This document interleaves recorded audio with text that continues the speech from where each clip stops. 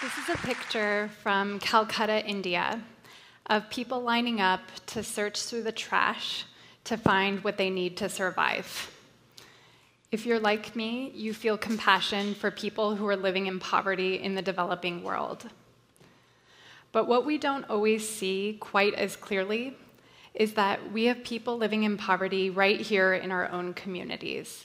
Right outside my window, every single night, I hear people digging through the trash to find cans and food, right here in our own beautiful city of San Francisco.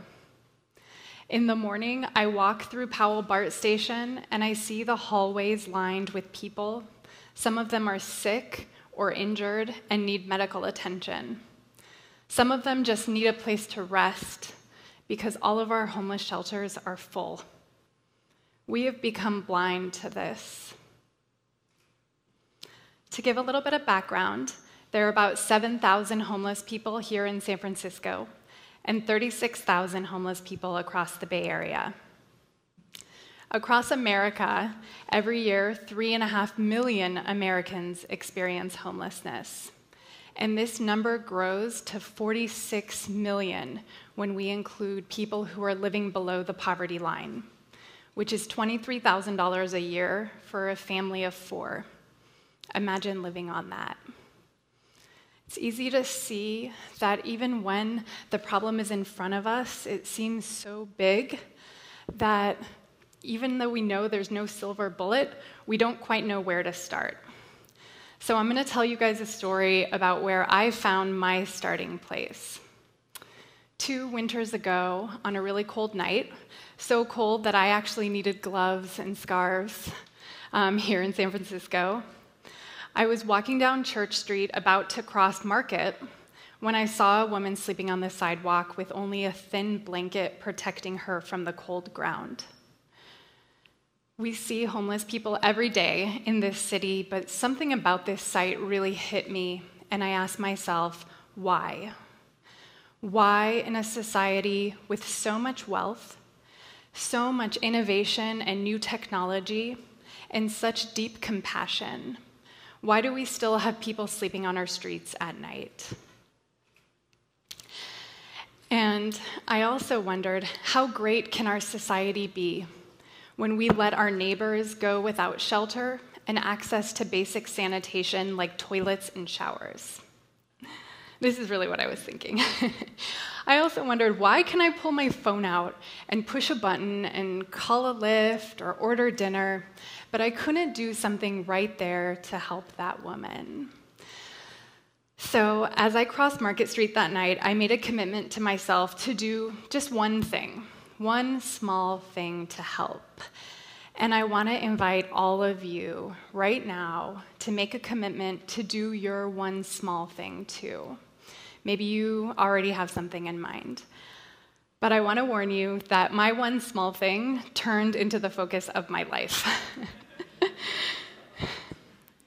So last August, with my friend Zach Whitty, we launched Hand Up, which is a direct donation system for homeless people and other people in need. Through our website at handup.us, you can donate directly to a specific person you want to help. You can hear their story, send them words of support, and hear updates about their life. 100% of the donations on Hand Up go toward basics like food, medical care, housing, and yes, technology. Technology is a basic need. This is one of our members named Rodney. He's a professional wheelchair dancer and was laid off about a year ago and became homeless. He spent his first night homeless, sleeping on Pier 1 with a seagull keeping him company. He signed up for Hand Up through one of our partner organizations called Project Homeless Connect, and in a few weeks was able to raise funds to fix his wheelchair and get a small laptop so he could go online and look for work, just like you and I can. His long-term goal is to start a dance studio for disabled youth because, in his words, everybody can dance. This is another member named LaTanya. She's homeless and she sells the street sheet. LaTanya signed up to raise money for dentures, which is actually one of the biggest needs in the homeless community.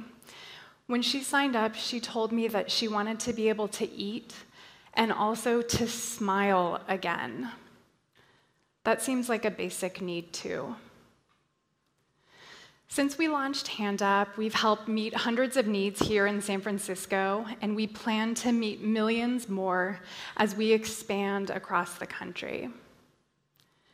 One thing that sets Hand Up apart is that we are a new type of for-profit called a public benefit corporation that lets us scale like a traditional for-profit while also having a social mission embedded into the legal foundation of our company.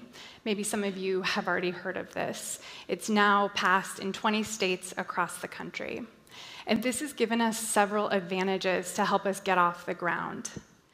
It gave us access to a startup incubator that gave us funding when all we had was an idea and a prototype. This is common in the startup world. It also gave us access to truly early-stage risk capital. Our first investor was a traditional tech angel who believed in our mission. We didn't need a 20-page business plan or years of metrics. He based his decision on our team and on our actual progress. We need to take these kinds of tools and conditions that our startups use to grow quickly and to have massive impact and combine them with the decades of knowledge that we have in the social sector so that we can create the kind of change that we all want to see. This is an image of the future. Yeah, it is shiny. And often when we think of the future, we think of high technology. We think of self-driving cars and artificial intelligence. But the future is a function of our imagination. And if we're only imagining a future with self-driving cars, then that's the future that we're going to create. Notice that this future is also green, and this future is also free from poverty and violence.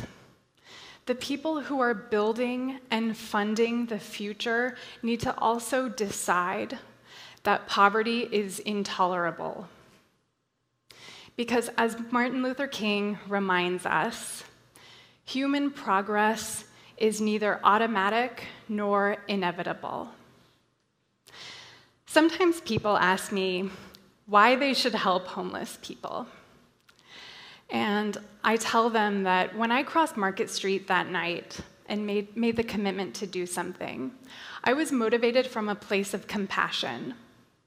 But I was also motivated from a very pragmatic place, because poverty in our communities affects all of us.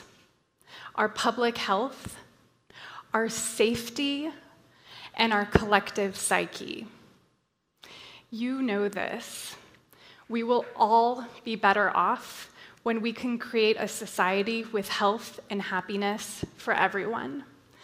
So please join me in doing your one thing, helping to set the right tools and conditions for social innovation, and helping to create this society of the future.